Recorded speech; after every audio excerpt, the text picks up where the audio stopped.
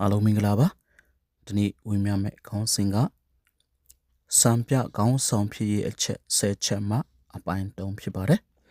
နမူနာကောင်းအဖြစ်စံပြခေါင်းဆောင်အဖြစ်ရပ်တည်နိုင်ဖို့အတွက်တည်ရှိလိုက်နာရမယ့်အချက်တွေကိုဆက်လက်မျှဝေပါမယ်အချက်9စိတ်ရောကိုယ်ပါဂျာမာတန်ဆွမ်းမှုတင်ဟာဂျာမာတန်ဆွမ်းနေတဲ့လူသားတစ်ယောက်အဖြစ်တင်းကိုတင်ရပ်တည်နိုင်အောင်တင်စူးစမ်းရမှာဖြစ်ပါတယ်။ဒါမှတင်းလူတွေကတင်းကိုအားကိုလိမ့်မယ်။ကိုခေါင်းဆောင်ကောင်းတရားအဖြစ်အားကြလိမ့်မယ်။စံနမူနာအဖြစ်ထားကြလိမ့်မယ်။ဒါကြောင့်ဂျာမာရေးကိုလေ့လာလိုက်စားပါ။ကိုဒီတွက်လက်ကြောင်းထက်မြက်ကြောင်းအမြဲတမ်းလန်းဆန်းတက်ကြွနေကြောင်းပြတာနိုင်ရမယ်။ကျွန်တော်တို့လည်းတစ်ခါတလေမှာမချမ်းမာမှုတွေရှိတယ်။အလုပ်တွေပြင်ပန်းတာရှိတယ်ခေါင်းကိုက်တာတွေစက်ကြောထိုးတာတွေဒါတွေရှိပါတယ်လူသားမှရင်တစ်ခါတရံတော့နာမချမ်းဖြစ်မှာပဲလေဒါပေမဲ့ခေါင်းဆောင်လုပ်တဲ့သူကဘယ်တော့မှအဲ့ဒါတွေနဲ့ပတ်သက်ပြီးတော့မငြီးတွားဖို့လိုအပ်ပါတယ်ထိုင်ကြီးနေလို့လဲဒါကပျောက်သွားမှာမဟုတ်ပါဘူး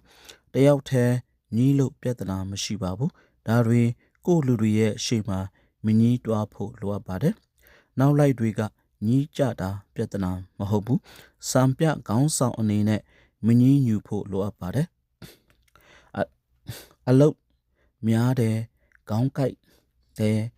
ဘာဖြစ်တယ်ညာဖြစ်တယ်အဲ့ဒီလိုခေါင်းဆောင်ကိုယ်တိုင်ကညီးနေပြီဆိုရင်စံပြခေါင်းဆောင်ကောင်းမဖြစ်နိုင်ဘူးကိုကနမူနာပြကောင်းဆိုတာဘယ်တော့မှမမိပါနဲ့ငါကသူတို့ရဲ့နမူနာပြကောင်းပဲငါဟာသူတို့ရဲ့လေးစားရတဲ့ example ကောင်းပဲဆိုတာအမြဲတမ်းတတိထားဖို့လိုအပ်ပါတယ်ကိုယ်တိုင်ညီးတွားနေရင်ကိုလူတွေအကုန်လိုက်ညီးတွားနေမှာပါပဲညီးတွားခြင်းဟာကိုယ့်ရဲ့ကျမ်းမာတန်ဆွမ်းမှုလည်းဖြစ်ပါတယ်စိတ်ကျမ်းမာရေးကောင်းဖို့ဒီခေါင်းဆောင်ကောင်းတရားအဖြစ်အရန်အရေးကြီးပါတယ်ရုပ်ချီကျမ်းမာ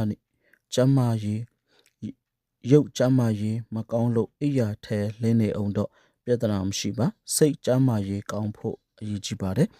ရုပ်ခန္ဓာကိုယ်မှာယောဂတွေဖြစ်နေအောင်တော့စိတ်မှာယောဂမဖြစ်ဖို့လိုအပ်ပါတယ်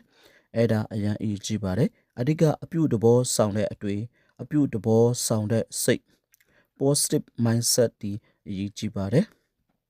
အဲ့ဒီတော့စိတ်မှာကျမ်းမာရေးကောင်းဖို့လိုအပ်ပါတယ်စိတ်ကျမ်းမာရေးချို့တဲ့နေပြီဆိုလို့ရှိရင်တော့ဥဆောင်မှုမှာထိခိုက်နိုင်တဲ့နမူနာကောင်းစံပြကောင်းလည်းဖြစ်မှာမဟုတ်ပါဘူးအချက်ရှိကောင်းစွာဝတ်စားနေထိုင်တတ်ခြင်းနမူနာပြကော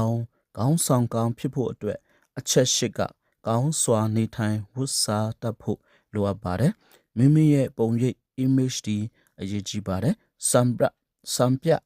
professional leader တယောက်ဒီ professional စံဖို့လိုပါတယ်ကိုလုပ်တဲ့အလုပ်နဲ့လိုက်ဖက်မှုရှိအောင်ဝတ်တစားတတ်ဖို့လိုအပ်ပါတယ်စမတ်ကြနေထိုင်တတ်ဖို့လိုအပ်ပါတယ်အဲ့ဒီတော့ကိုဘက်လိုဝတ်စားနေထိုင်လဲစံပြကောင်း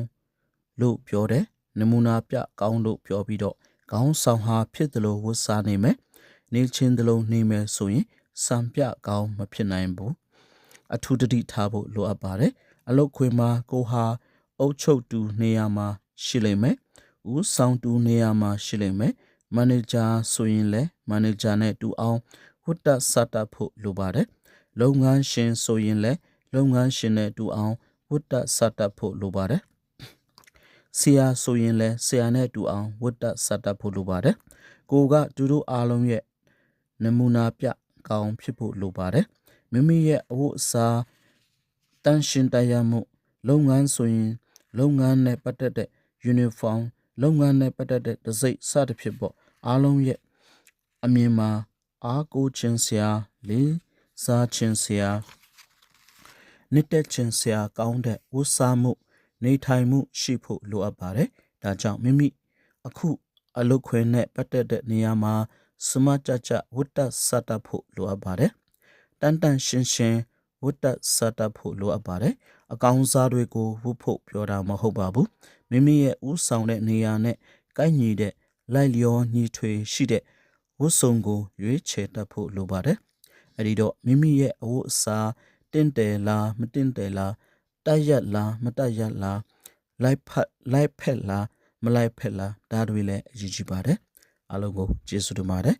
မူရင်းရတာတူဆရာဖူကျော်စင်ကို credit ပေးပါတယ်ကျေးဇူးလည်းတင်ပါတယ်